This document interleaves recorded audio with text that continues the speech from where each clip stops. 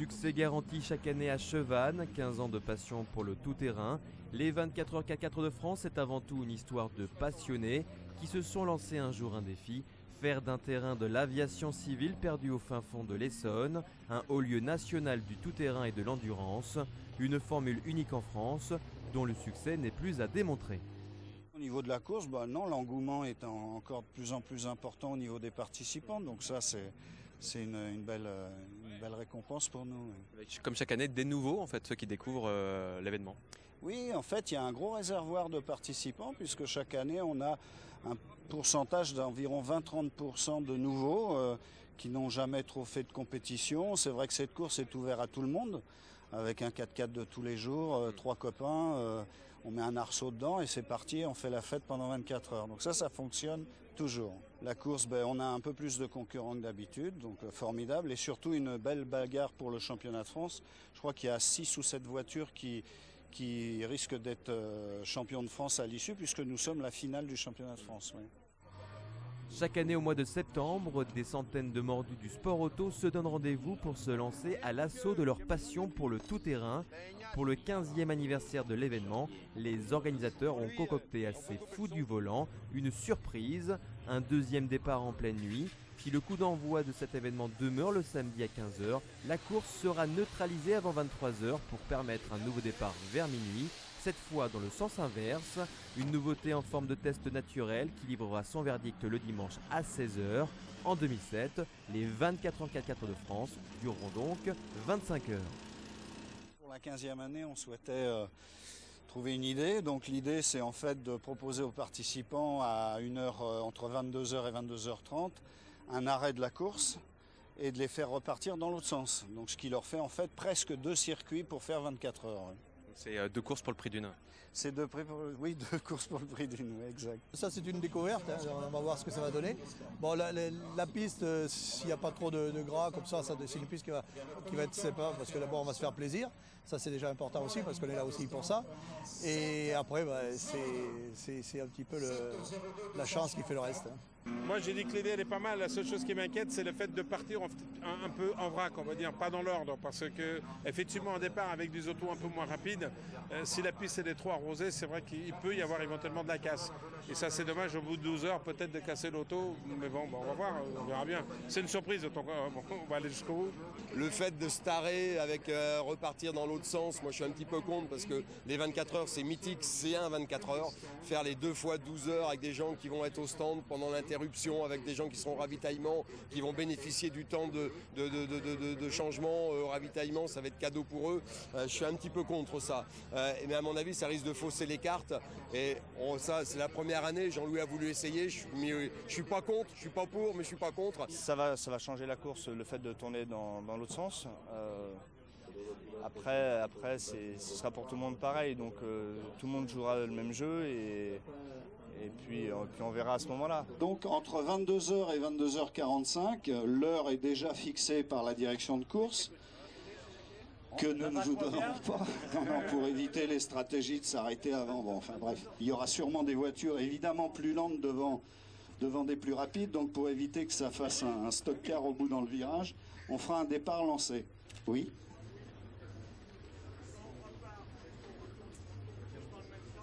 Non, les numéros pairs dans un sens, les numéros impairs dans l'autre. Ah ouais. Puis pour pas avoir d'accident, vous faites partir dos à dos.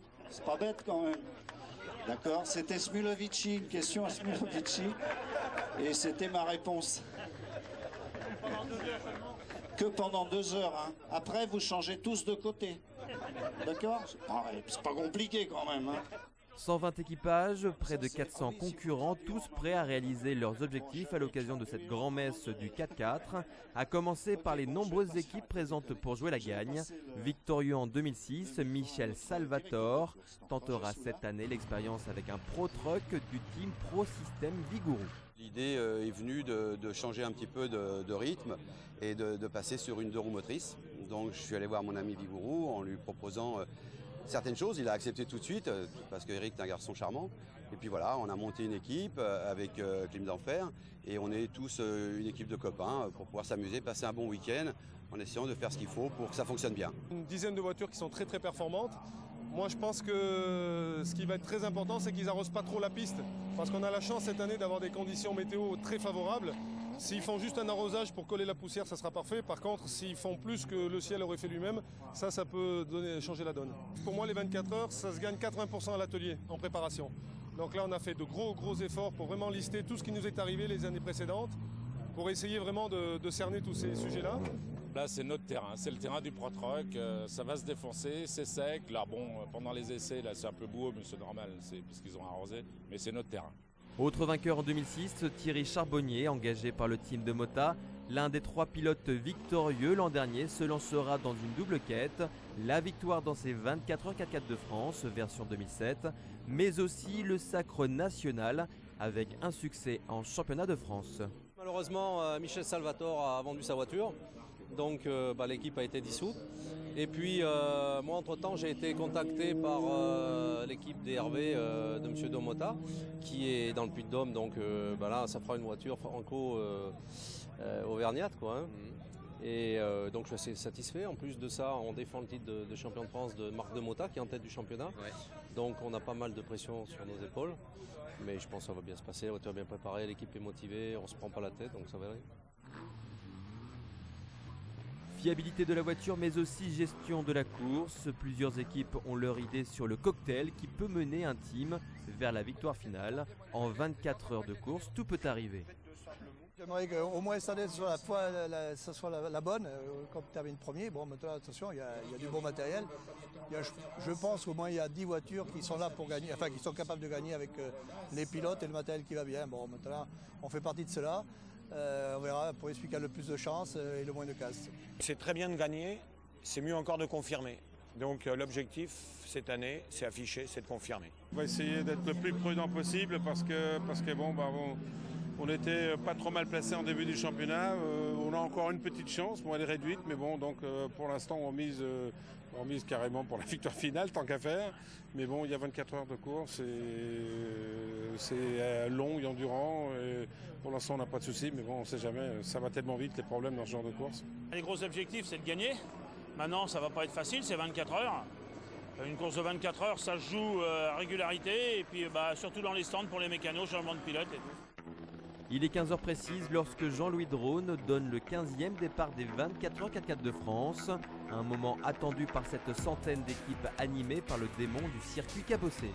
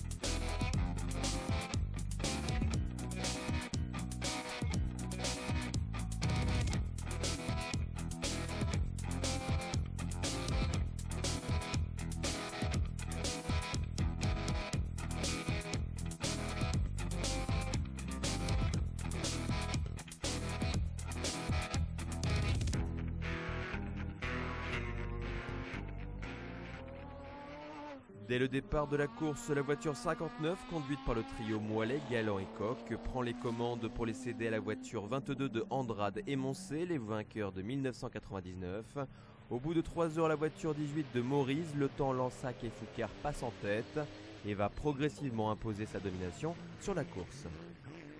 À chacun son objectif, certaines équipes tenteront encore cette année de rallier l'arrivée. C'est le cas des Oricoux qui participent pour la 10e année consécutive aux 24 heures 4x4 de France avec le même espoir, flirter avec le drapeau à damier, un gage de fiabilité et de sérieux pour ces passionnés. On a créé une association loi 1901 en 98 et puis on a commencé les 24 heures avec un Lada. Un petit Lada qui est 2 stands plus loin. Maintenant, il est là pour sa 10e édition aussi, parce qu'on l'a revendu. Puis on a acheté un Pajero et on a acheté un deuxième Pajero. Comment on monte ça? C'est par la passion. Parce qu'on était venu pour une année en disant tiens on fait un coup de copain avec un tout petit budget, 25 000 francs à l'époque. On dit allez avec un tout petit budget on va faire les 24 heures pour s'amuser. Et puis on a été piqués. Et puis on est resté, ça fait 10 ans. Collectif sympathique et passionné, les Oricous, originaires d'Itteville, partagent avec d'autres formations cette réussite formidable. Les Essonniens d'Entrepotes vivent également leur passion à travers un groupe de copains et des objectifs modestes, peu importe le classement, l'essentiel c'est l'arrivée. On est tous issus un peu de la mécanique, hormis mon ami Pascal qui est CRS. Ouais. Et puis. C'est une autre mécanique. C'est une autre mécanique, ouais. Motard. Donc voilà. Et puis moi je suis mécanicien de formation mais je travaille plus du tout dans la mécanique, donc je travaille pour une mairie. On est tout petit dans la marmite du sport. Du sport, que ce soit sport collectif ou sport automobile, on aime ça. Et puis il y a 5 ans de ça avec mon frère et puis un copain, on a créé la sauce, la team Entrepotes. Après nous ont rejoint d'autres copains, Toto que vous avez vu, là, celui qui nous a préparé superbement la voiture cette année. Et puis on s'est lancé, et puis des amis sponsors nous ont rejoints. Et puis tous les ans on essaye de progresser au niveau de la voiture. On essaye de boucler un budget qui n'est pas évident, surtout quand on n'est pas connu, qu'on démarre. Ouais. Et puis les résultats on espère d'en faire cette année, quoi. Mais bon, au moins dans notre catégorie. Il faut finir cette année? J'espère qu'on va finir, j'espère. Moi ça fait 7 chevaux, j'ai abandonné que 2 fois. D'autres équipes se sont lancées dans l'aventure par la passion d'une vieille dame sexagénaire. Une 2 chevaux comme bolide tout-terrain, tout est possible lorsque la petite flamme de la passion vous envahit. C'est pas une idée tout à fait nouvelle, puisque cette voiture a déjà participé donc à 2 Dakar. Bon, une fois avec succès, elle est arrivée jusqu'à Dakar, mais sans être classée. La deuxième fois, on a été victime d'un accident. Alors, comme on ne va pas lâcher le morceau, là, on a profité des 24 heures de Paris pour venir tester la fiabilité, en fin de compte, de toutes les modifications techniques qu'on a faites sur cette voiture. Cette vieille dame prend beaucoup de plaisir, parce que bon, à son âge, elle est vraiment ravie d'avoir des jeunes hommes comme nous qui s'en occupent encore.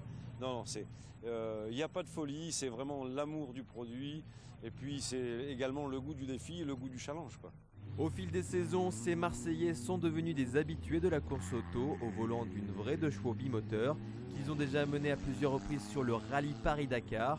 Au 3e millénaire, une petite voiture légendaire comme la 2 chevaux peut encore faire rêver malgré les difficultés de la course, une belle longévité. Victorieux en 2005, le team Smulevici, Chervier Vincendo va perdre toute chance de bien figurer dans cette épreuve. Dès le début de la course, la faute à un problème technique mal identifié durant de nombreuses heures.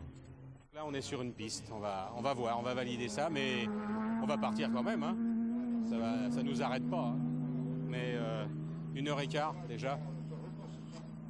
Ok, merci. Bon, le podium fini. Hein. En 2000, Éric Vigouroux remportait les 24 heures 4x4 de Chevannes, un succès que le pilote et chef d'entreprise ne parviendra encore pas à confirmer en 2007. Une perte d'adhérence puis un tonneau va ruiner les espoirs de victoire de Michel Salvatore et de son équipe. Il s'est passé perte d'adhérence, c'était sec au tour d'avant, ils ont mis beaucoup d'eau. Je suis arrivé un peu vite, il est vrai, sur du mouillé et la voiture est partie en travers et a tapé le talus. Je suis parti sur le côté d'abord et après sur le toit. Direction un peu touchée ou autre chose? Non, ça s'est passé vraiment, comme on dit, au ralenti. J'ai coupé le moteur une fois que j'étais sur le toit.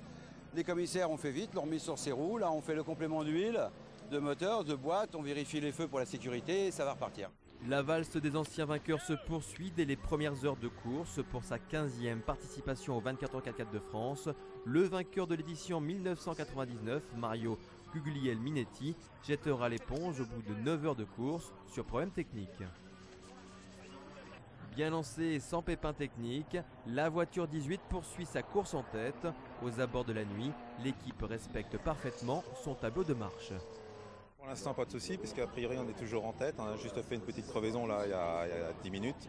Mais non, tout va bien. La piste, elle est superbement bien arrosée. C'est hyper bien géré au niveau de la poussière. Donc pour l'instant, moi, j'ai fait un relais de 2h40. Ça s'est hyper bien passé. Donc, conditions vraiment optimales pour vous? Bah ouais, parce qu'on a vraiment une voiture qui est préparée au top. Et on a résolu le petit problème qu'on avait dessus, c'était la chaleur dedans. Et là, c'est top. On arrive à tenir à un relais de 2h40 sans problème.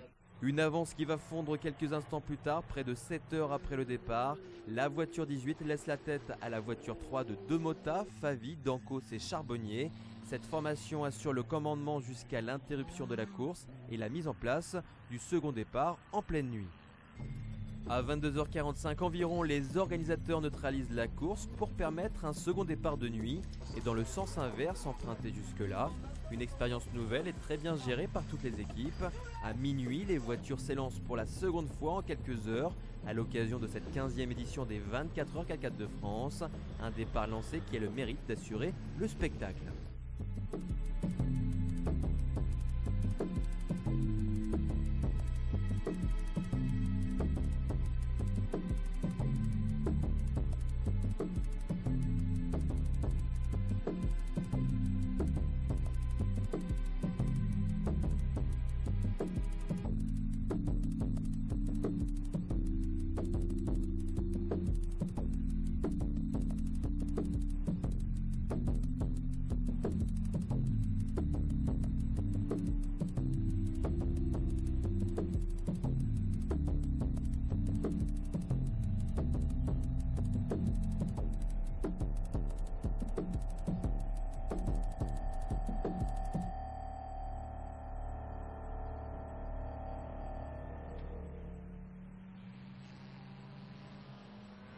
Durant la nuit, la voiture 18 a repris les commandes de la course et ne semble pas décidée à les lâcher. Les équipes en lice se préparent donc au sprint final jusqu'à l'arrivée proclamée à 16h. Tout va bien, c'est pour l'instant puisqu'on est en tête, on a 3 tours d'avance sur Mario Andrade. C'est la même situation qu'aux 24 heures du Portugal, sauf que c'était l'inverse, c'était Andrade qui était devant et nous derrière. Et malheureusement, Mario avait arrêté quelques heures avant la fin, ce qui nous avait permis de gagner les 24 heures du Portugal en octobre l'année dernière. Donc on voudrait bien recommencer et encore une fois faire 1 et 2 avec Mario, c'est tout le mal qu'on lui souhaite. Mais vous savez que la course est encore très très longue. Un 24 heures ça se gagne sur 24 heures, c'est un euphémisme mais c'est comme ça. Il peut arriver à chaque instant une connerie. La piste est en très très très mauvais état. Donc les voitures vont souffrir, elles vont souffrir encore, particulièrement les suspensions, les ponts, etc. Bon, on a très bien préparé la voiture. Elle roule comme une horloge. Tous les pilotes ont fait leur relais dans de bonnes conditions.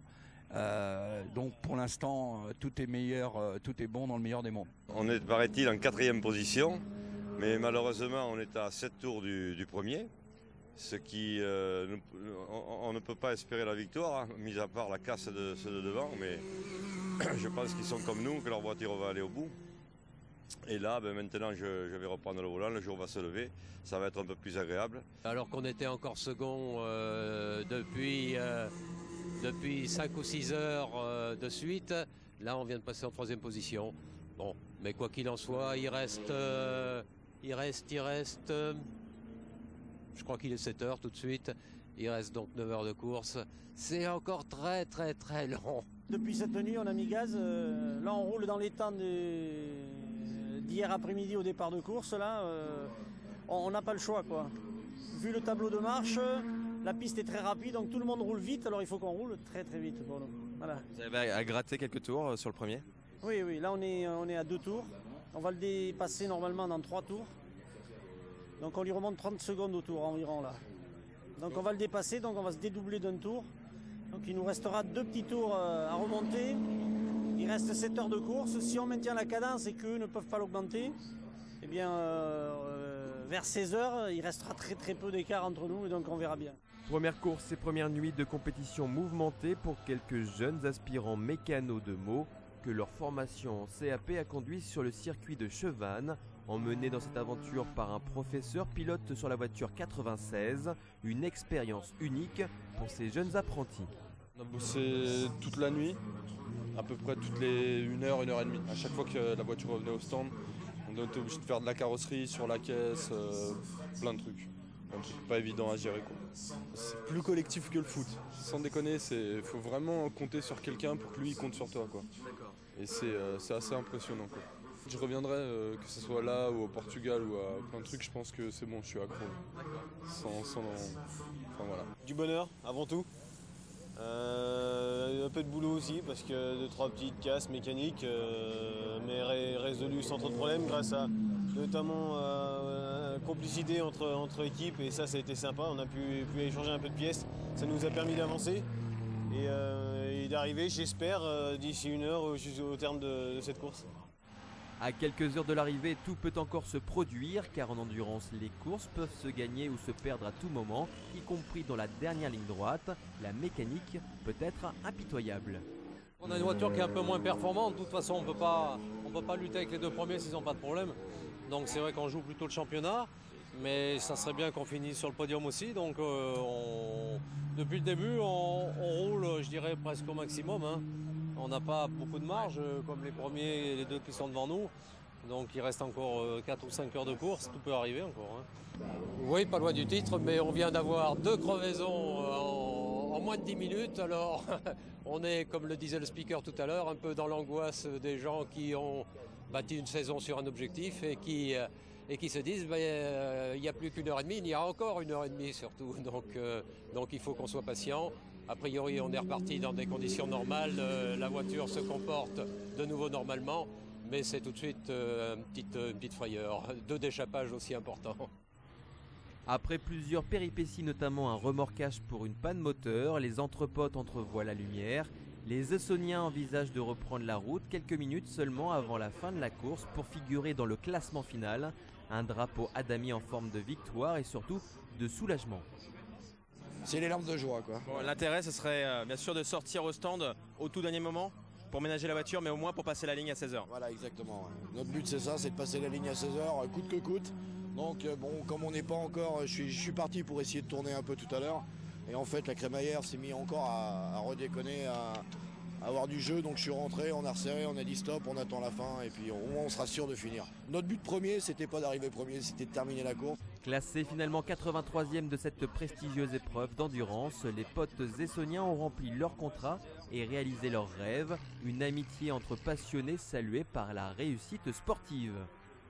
Après 24 heures de lutte acharnée, la voiture 18 confirme sa domination en remportant la 15e édition des 24 heures 4x4 de France, un succès sans contestation possible, acquis 10 mois après une victoire remarquée lors des 24 heures 4x4 du Portugal.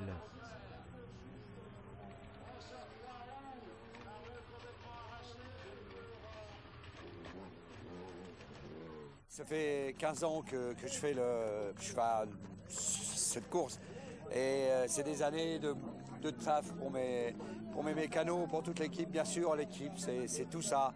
Donc on a gagné le Portugal, c'était déjà une grande délivrance, c'est nos premiers 24 heures, mais il fallait Paris. Et la suite, Paris après le Portugal, c'est trop. Mais c'est pas assez, c'est merveilleux. Ça représente des moments d'émotion, on en a pas beaucoup dans une vie. Et j'avais déjà senti ça, j'avais fini au Portugal il y a 2 ans. Et à un moment, c'est un moment où c'est le week-end qui va se conclure, c'est des mois de boulot, c'est une équipe, vous avez vu, on est nombreux, plusieurs pilotes, mais encore plus de préparateurs et forcément de l'investissement. Et puis un résultat, alors entre amis bien entendu. Mais au-delà de ça, on fait les choses sérieusement, même si c'est pour s'amuser, on essaie de les faire sérieusement. Et ça couronne un petit peu des mois de boulot pour cette équipe. Et moi j'en suis ravi, puisque c'est la première fois que je venais rouler avec eux. J'en suis ravi. 3e au général, l'équipe de Mota, Dancos, Favi, Charbonnier monte sur le podium et remporte le classement final du championnat de France. Une véritable consécration. Il fallait finir devant l'équipage à l'Ardura et bon c'était pas gagné, ils ont une voiture qui marche très fort. Ça a été chaud, ça l'a fait, tant mieux, on est vraiment content, quoi. Pour moi, c'est vrai que les 24 heures, c'est quelque chose que j'ai pris goût, hein. Donc l'année dernière, on a gagné, c'était la 4e participation. Bon, cette année, on fait 3e. Le petit de Mota est champion de France, donc le résultat est là, quoi. De toute façon, c'était difficile d'escompter un meilleur classement dans la mesure où les premiers n'ont pas eu de problème mécanique. Notre voiture est très fiable, mais un petit peu moins performante. Et bon, on est 3e, donc déjà très content d'être sur le podium. Et puis en espérant, je pense que Claude va faire construire une nouvelle voiture pour l'année prochaine, toujours avec un moteur diesel, plus puissant. Donc là, on reviendra bien sûr pour essayer de gagner. 2e à Chevannes et 3e au classement du championnat de France. Le team Andral de Moncé-Barbry devra se satisfaire des accessites. Une déception pour une formation en attente d'une victoire de prestige. 2 et 2. 4. Ben oui, 2 et 2, Portugal et puis ici, c'est un petit peu décevant. C'est décevant parce que ce qui nous échappe, c'est on fait 3 au championnat de France. Ouais. Et puis second, là, c'est un petit peu décevant, mais enfin, ça va aller. Ça motivera pour l'année prochaine et notamment pour le Portugal cette année. Mais je disais que c'est une petite répétition pour le Portugal, mais une petite répétition pour la gagne au Portugal. Et puis je pense qu'on va y aller pour gagner, là, vraiment pour gagner. De nouvelles surprises attendront les participants à l'édition 2008 des 24 heures 4x4 de France qui auront lieu les 13 et 14 septembre prochains. Certaines équipes préparent d'ores et déjà ce rendez-vous devenu incontournable.